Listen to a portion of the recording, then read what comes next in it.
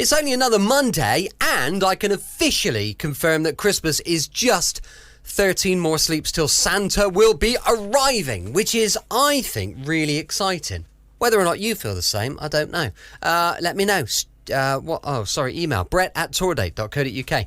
Hello, I'm Brett, your host for this evening, and welcome to another episode of Brett's Old Time Radio Show. Welcome to my home in beautiful Lyme Bay, where it's a clear and crisp December night. It's so clear, in fact, that the sky above us here is absolutely beautiful, and there are so many stars. It's amazing. A huge thank you for joining me once again for our regular late-night visit to those dusty studio archives of old-time radio shows, right here at my home in the south coast of the United Kingdom. Don't forget, I've got an Instagram page and a YouTube channel, both called Brett's Old Time Radio Show, and I would love it if you could follow me. Feel free to send me some feedback on this and the other shows if you get a moment. brett@tourdate.co.uk. Time for our next instalment of Hancock's Half Hour. We're joining Tony Hancock, Sidney James and Bill Kerr for an episode called A House on the Cliff, which is great because anyone who knows me will be aware I'm a massive Cliff Richard fan, so it's just really the perfect episode for me. The BBC presents Tony Hancock with Moira Lister, Bill Kerr and Sidney James in Hancock's Half Hour.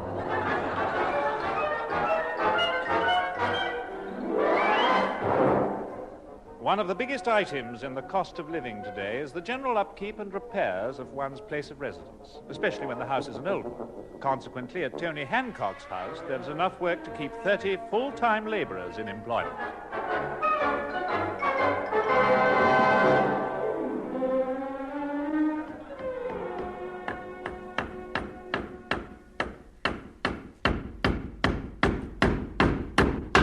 Right, give us another nail, Bill.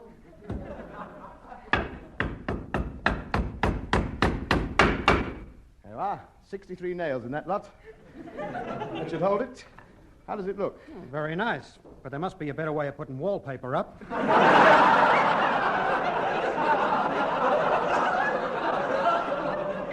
Why don't you use paste like everybody else? Paste? It's because this paper is too thin. The paste would soak right through it. We wouldn't be able to read the headlines. Now, what else have we got to do? We need a new roof. Nonsense, I put one on last week. Well, the rain's still coming through. I can't understand it.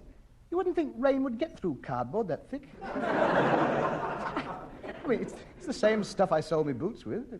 Well, come on, let's get on. Wait a minute.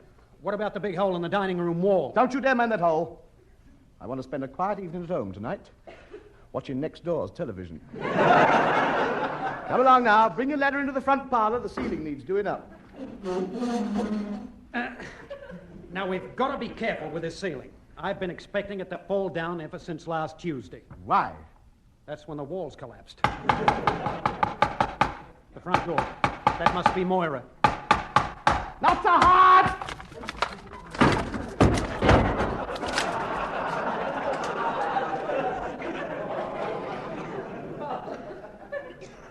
Come in, Moira. Pick up the door and close it. Hello, boys. Put your hat and coat on the hall stand, Moira. What hall stand? Has that nail fallen out again? I must apologize for the mess, Moira. We're doing a few repairs. Oh, not again. Can't the landlord do something about it? I doubt it. He died in 1827.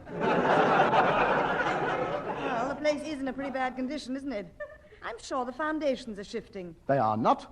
Well, then why have you had to change this address 3 times in the last month? You used to be just round the corner from me. Now it's 1 and 3pence to telephone you. And another thing, why don't you do something about all that long grass? Lots of people round here have got long grass. Yes, but not growing through the floorboards. Leave it where it is. I like having me tea on the lawn. Let's face it, Tony, it's a waste of time and money trying to repair this place. It should have been pulled down years ago. They daren't. This house is at the end of the street. Well? Pull this one down, the lot go. Well, they might as well. It's leaning over at an angle as it is. I don't know how you managed to stand up straight. What? 6-inch sole on your left boot? You're well away. Now, why don't you do the sensible thing and move? Well, that's exactly what I intend to do. I have decided to build my own house. What? Yes, this place gives me the willies. It's winter and the wet weather's with us and, well... Could have cut one of those W's, I'm sure. I know an Englishman's home is his castle, but I'm getting fed up with living in the moat. So I'm getting out. I'm going to build my own little house. Oh, that sweet little home in the west. Now, wait a minute, Tub. You can't build a house just like that. There are a lot of things to be considered. You've got to get plans drawn up by a skilled architect. I'm not bothering with all that nonsense. I've designed it myself, like that bloke Christopher Waff. Wren. Bad, it's dear enough. I've got the plans here. There you are. Have a butcher's at that little lot. That's a picture of how it'll look when it's finished. Oh, yeah? And you designed this all by yourself? Well, not exactly. It was my idea to tear it out of the book. Anyway, that's what my house is going to look like. But, Tony, this is Buckingham Palace. I realize that. I'm not an idiot. Thank you. Thank you all. I repeat, I'm not an idiot. I realize I can't build it exactly the same as this. Naturally, I'll have to leave a few things out. Such as? Well, them sentry boxes can go for a start. Tony, you can't build a place like that. It's got over 500 rooms. We can take in lodgers. I've worked it all out, you see. I'll need a few bricks, a couple of sacks of cement, half a yard of sand, bucket of water, and everybody stand back. Has it occurred to you that to build a place like this would cost over £1 million? I'll have to start saving up, won't I? See, I can cut down to 6 meals a day and... Oh, Tony. Tony, be sensible. It's a very natural thing to want to build a house of your own. But you must be practical about it. You must build something you can afford. Yeah, put a door in one of the sentry boxes. Why don't you settle for something nice and discreet? A little bungalow, perhaps? Oh, yes, that's it, a bungalow. I can just see it. I won't have stairs. I'll have a lift going right up to the top floor. And Tony, this may come as a shock to you, but a bungalow has nothing upstairs. Perfect. A house reflecting his own personality. Now listen, you Australian layabout. I've got one word to say to you. What's that? Tyson.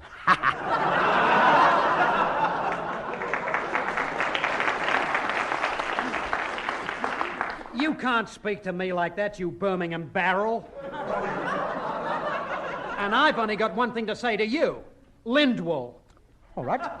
All right, then. Cowdrey. Why, you... Miller. Harvey. Compton, Hutton. Bradman. Betzer. Ha! May. Statham. Morris. Boys, stop swearing at each other. Well, I'm fed up with the way you keep... Truman. Langley. Fred. Who's Fred? My brother. You wait till he grows up. Now, boys, please. What about this bungalow? Yes, I'm sorry, Maura. Forgive me. I don't generally use bad language in front of a lady. Now, the bungalow. When do we start? Well, you can't start yet. You have to buy the plot of land first. Yes, of course. Must have land. What a pity Father had to sell the estate. Just thrown in for good measure. Land. Where can I get some land from? Wait a minute. I know the very guy. Oh, yes? Who? Well, just about the finest estate agent in the business, that's who. Oh, no. Not... Yeah, No. Sid James. I might have known it. And how long has he been selling land? Ever since he found out how many people are buried every year. Well, you can just think of someone else, because Tony's not buying any land from him. No, I am not. Why not? What's Sid ever done to you? Tell me. It would be a pleasure, but the BBC closes down at midnight. No, Bill, I can't understand you. You're the only one who doesn't see through him. Yes. Look what he did to me last week. He sold me 100 silver-plated cigarette holders for 15 quid. Well? That's a lot of money for a packet of pins. Listen, you can forget all about Sidney James. I think you're being very silly. Sid sells his land cheaper than anybody else in the country. Well, there must be something wrong with it. He's got thousands of acres all up and down the country. Yes, I bet it's that little strip that runs in between the railway lines. Look, Tub, the least you can do is go down to his offices and see what he's got to offer. All right. All right. Seeing as I'm desperate for some land, I'll give him one more chance. Look, all you've got to do is beat him at his own game. Me? Of course. Course. You. Brilliant, yes. You can do... Why, you've got more brains in your little finger than he's got in the... You're too kind. Look, be more astute than he is. Me, Use more that, astute. that high-powered business brain of yours. Yes, a typhoon or a tycoon. That's it. That's me. Good lad. I will. That's it. I'll baffle him with figures. Einstein, Hancock. Come along. Come in. Now, see here, James. I understand you have X number of acres for sale at Y number of pounds. Well, I want Z number of acres at B number of pounds. I'm prepared to go up to C number of pounds, but the way I see it, if M equals the marginal profit and D equals the discount per annum, then Y over B plus C over X minus the square of D plus M would equal the sum of Q plus E over W times the quotient of F plus Y over K. So what does that prove? I don't know, but I'm red hot on the alphabet.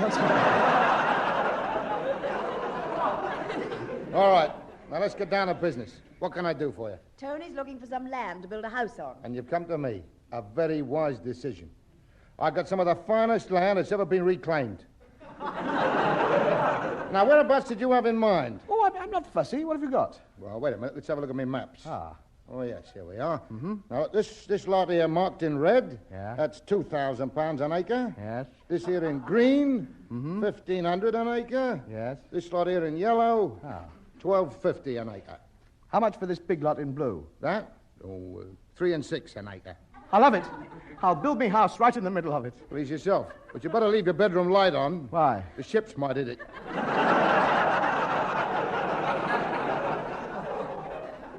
Have you got anything on the coast, Mr. James? Certainly. This lot marked in red I showed you. 17 acres there, smack on the south coast. You can only have 12 of them now. Why? The other 5 fell into the sea. Never mind, Tub. 12 acres should be enough to build a house on. Of course. And not only have you got the land on top of the cliff, you've also got the beach right down to the sea edge.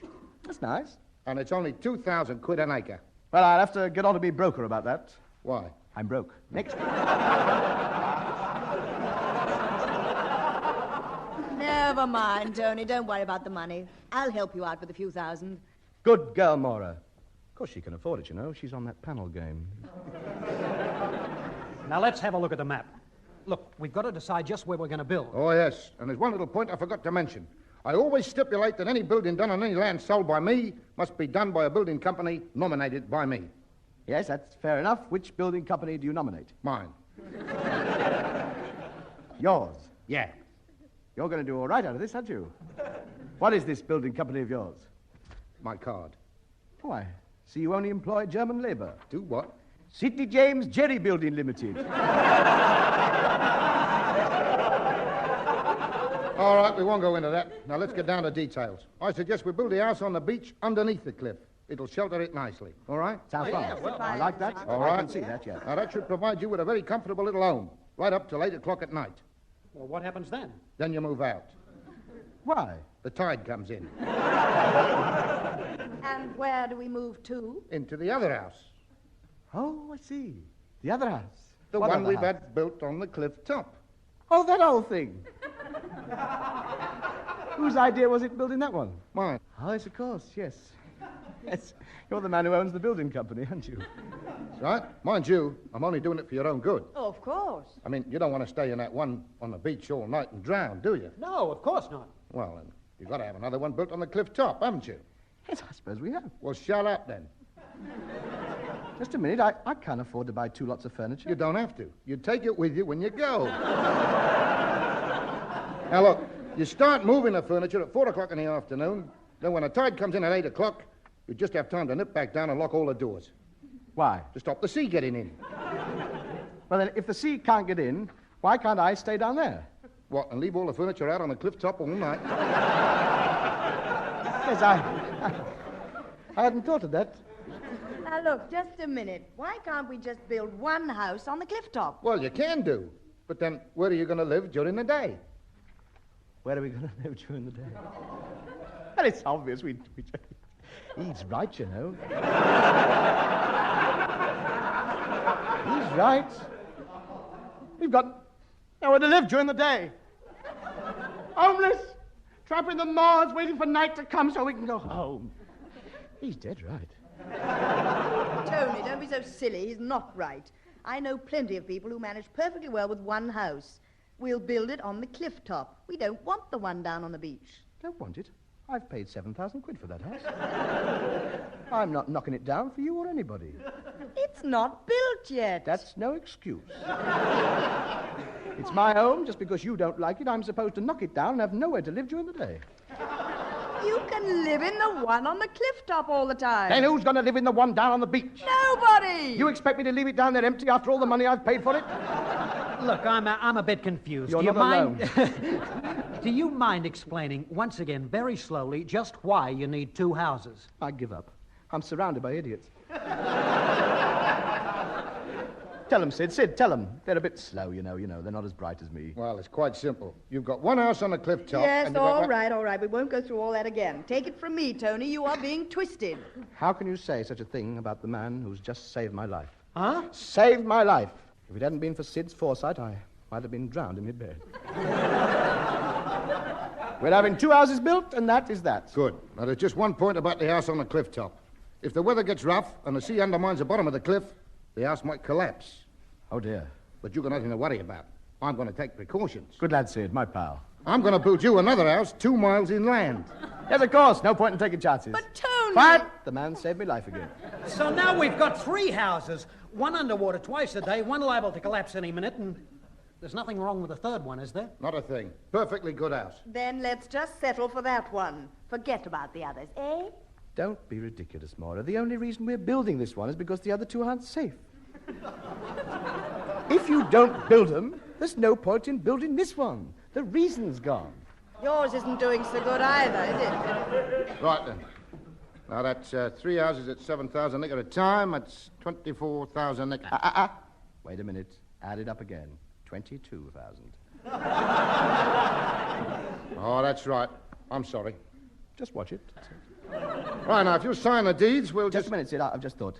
It's going to be a bit dodgy getting this furniture up from the beach every night. One feels such a Charlie climbing up a cliff in your pajamas with a grand piano and a couple of goldfish bowls strapped on your back. Well, of course you do. Which is why I've engaged the Sydney James Steel Construction Company Limited. And what do they build? Escalators. I thought they would. How much? To you, 2,000 quid. I'll have two. One up, one down. And I'll have a couple of dozen corset adverts to stick up along the side. Right, well, that's settled. Just one other thing. When the house on the cliff top falls down, which it will do... Naturally. Of course, how do we get the furniture over to the house that's 2 miles inland? Don't worry about that. I bet Sid's thought of something. I have. I knew he had. How much? 5,000 quid, payable to the SJEC, SJEC? the Sydney James Engineering Company. And what do they build? Railways. So now we've got our own railway. I want to rise! All right, now, if you just sign here, we can get started. Right. Now, well, go on. What are you waiting for? Just thinking about that sentry box. If I was 9 inches taller, I could be living rent-free. Sign it. All right. Anthony A. St. John Hancock, second. There. Now, how much do we owe him, Bill? Let's see, 12 acres of land at 2,000 an acre. No, that's plus 3 houses at 7,000. 2 escalators, railway lines, 2 stations, engine, 4 coaches, and a guard's van. That's 2 and 2 carry 3 makes £144,000. Mara, ring up the bank, ask for a loan. But you haven't got an account. Here's a bob. Go and open one. Oh, there we are. We'll start construction first thing tomorrow morning. And good luck. Isn't it marvelous? I only came here to see about a little bungalow. Never mind, Tony. I don't care what anybody else says about you. To me, you'll always be Yes. a complete idiot. Thank you, Maura.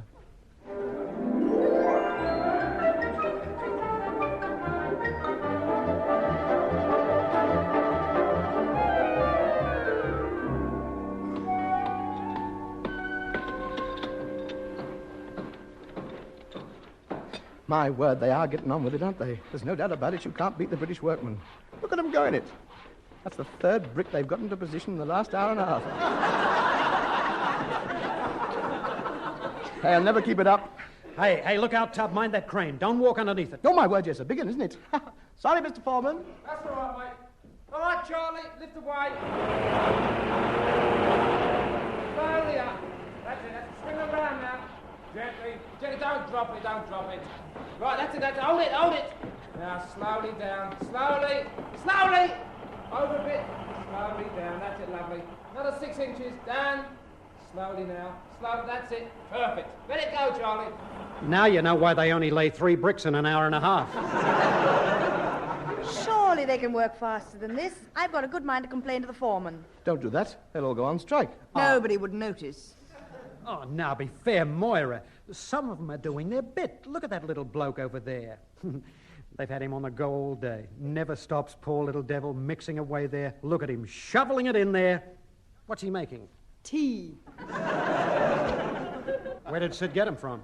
I don't know, but it's the first time I've ever seen overalls with arrows on them. Hey, look at that carpenter there. He doesn't know what he's going to do for a start. Talk about wasting wood. Every half hour I have to go over and dig him out of the sawdust. It's all your fault, Tony, agreeing to pay them time and a half for overtime and double time on Sundays. Well, what about it? Well, now they only come in at 5:30 and only on Sunday mornings. It's not good enough, Tub. I've seen some lazy workmen in my time, but shovels with built-in armrests, I ask you. And another thing, Tony, I'd like to know where Sid's getting all these bricks from. I can tell you that. You know he bought half a dozen rowing boats last week. Well? You know that lighthouse over there? Lighthouse? Where? Exactly. I wish they'd get a move on. We could build it quicker ourselves. We'll probably have to. Look, that carpenter's just switched the light on. What happened? The electricians have come out. Hello, there go the bricklayers. That's all they needed. Mark my words, half the country will be paralyzed before the night's out. Oh, well, let's get to work. There's some hard graft ahead of us. This house must be finished. We've all got to put our backs into it. No shirking.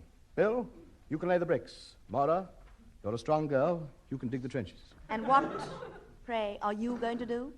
You'll both be needing tea, won't you?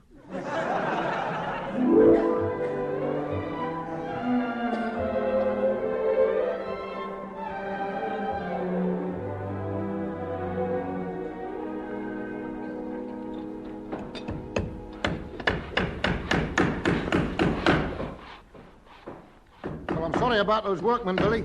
Lucky they got those first 2 houses built before they went on strike. Well, they should have come out and strike before they built them. Why? Something happened? Well, no, except that the one on the cliff top is now where the one on the beach was, and the one on the beach... Yeah? That was sunk last night. But don't worry, we're managing all right in our own with the third one. So I see. I like these new-style temporary buildings. Contemporary. Not the way you're doing it, son. What's wrong with the way we're doing it? I'm very proud of myself. I built a complete wall today. Yeah, and at about time you stopped, it's 220 yards long. I know. I have the same trouble when I'm knitting. I just can't seem to turn the heel. Oh, I must admit, Billy, it's coming along nicely. I like that big bay window over there. Very nice. It's not supposed to be there. Tony leaned up against the wall before the cement was dry. Have you seen inside yet, Mr. James? No. Where's the front door? Well, it should be here somewhere. Oh, there it is up there. Oh, Bill. Well, how was I to know that the plans were upside down? Oh, I would have thought you might have suspected. I mean, it's not normal to have a television aerial in a coal cellar, is it? I don't know. I've been around, but I've never seen a house with a flat roof with pointed foundations before. Never mind, it'll confuse the flies. That reminds me. Where's Hancock got to? There he is, chatting to your foreman over there. Of course, this isn't the first time I've been on the building lot. I didn't think it was. That's right. Well, you can tell by the expert way I slice these bricks in half with my trowel, can't you? Yes, it's very, very clever, very clever. Mind you, my fingers aren't as long as they used to be. Well, it does happen. Still, we all make mistakes. Yes, of course. I come from a long line of builders, me, you know. Do you? My great-grandfather helped to build the Tower Bridge. No. Yes, he was the bloke who sawed it in half. Was he? Then there's the Leaning Tower of Pisa. Your family built that? Every stone. God, dear, oh dear. My Uncle Fred designed it. I say he designed it. I tell a lie. That isn't exactly true. No? It was a rough sketch of my mother's wedding cake.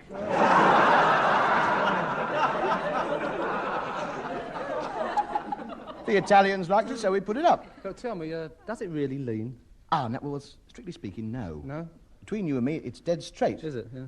Depends how you're standing, of course. Yes?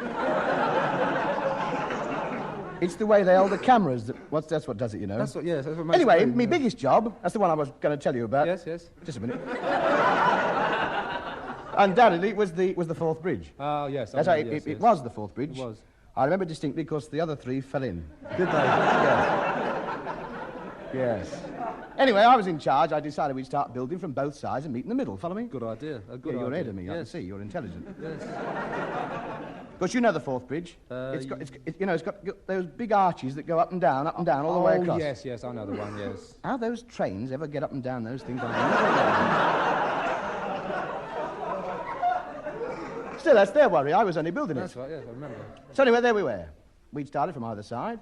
We had a race to see who could get to the middle first. Oh, competition. Well, it's a good thing. Yes, I it think is. so. Oh, I'm right. all for competition myself. Backs things That's up, right. doesn't it? Pardon? Backs things up. You're overdoing it a bit, aren't you? Well, Well, I think so. Anyway, we were going along like a house. on fire. On fire. You should have put that in. You know, we built the first 27 yards in 3 seconds. No. Well, we had to. There was a train behind us. Well, we were doing very well right up until the fog sprang up. Oh, dear. Well, I don't know how it happened, but the long and the short of it was, Yeah? we passed each other. Well, I felt the right Toby jug, I can tell you. Well, you would do. There was the other half of the bridge, 20 yards past me and 6 feet on one side. Well, I blamed it on the crane driver. Yeah? Oh, the bloke who was lifting the big girders about. It's your fault, I said. I was annoyed. Well, naturally. Puce I was. Yes. My whole face was red with anger. What you said, Puce? I clicked. Well, I did. I got a right to change my mind, haven't I? Yes, of course, everything. Thank you very much. Carry on. Just keep chipping in. Don't try and dominate.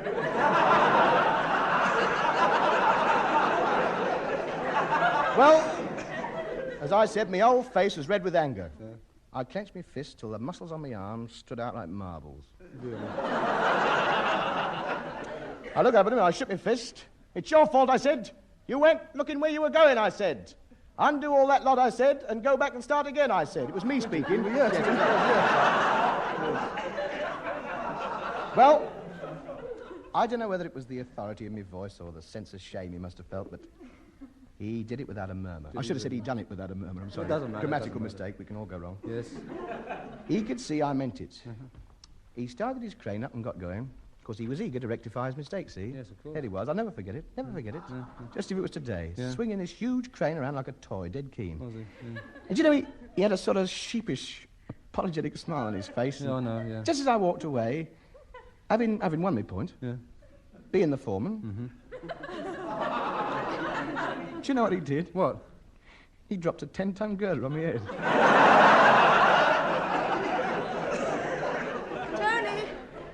Tony, come quickly. We've finished the house. Oh, third time lucky. Wonderful. My own little house at last. One day it'll be our home, Maura.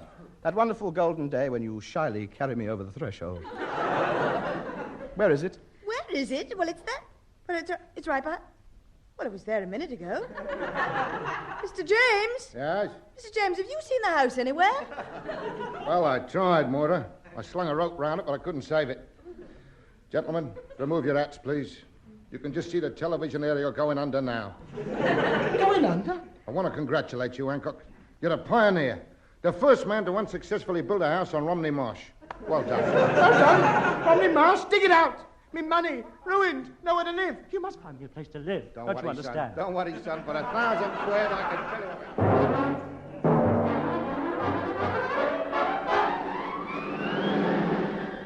Here is the news. Last night, a sentry box was stolen from outside Buckingham Palace. Will the thieves kindly return the sentry? And if anybody can give any information, please communicate with Scotland Yard.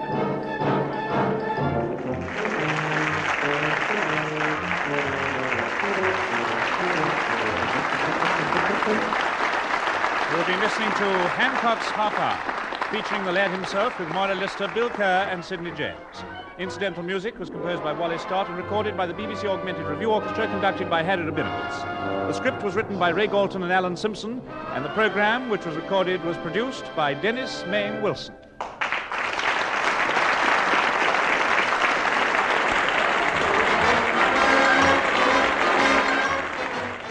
Welcome back. Hope you enjoyed tonight's episode of Hancock's Half Hour. And don't forget, we'll be back tomorrow for another adventure with Sherlock Holmes and Dr. Watson going live at 5 p.m. GMT. Also, don't forget my exciting news is that from next Saturday, we'll be running a brand new show to us, and I promise it is awesome. We're going to be listening to a series called Yours Truly, Johnny Dollar. We've got loads of episodes, and I promise you it is brilliant. You can email me on brett@tourdate.co.uk, and I'd love to know your thoughts on the show. Thanks for listening. I'll be with you 7 days a week, every week, and I'll see you next time on Brett's All Time Radio Show. Love you. Bye.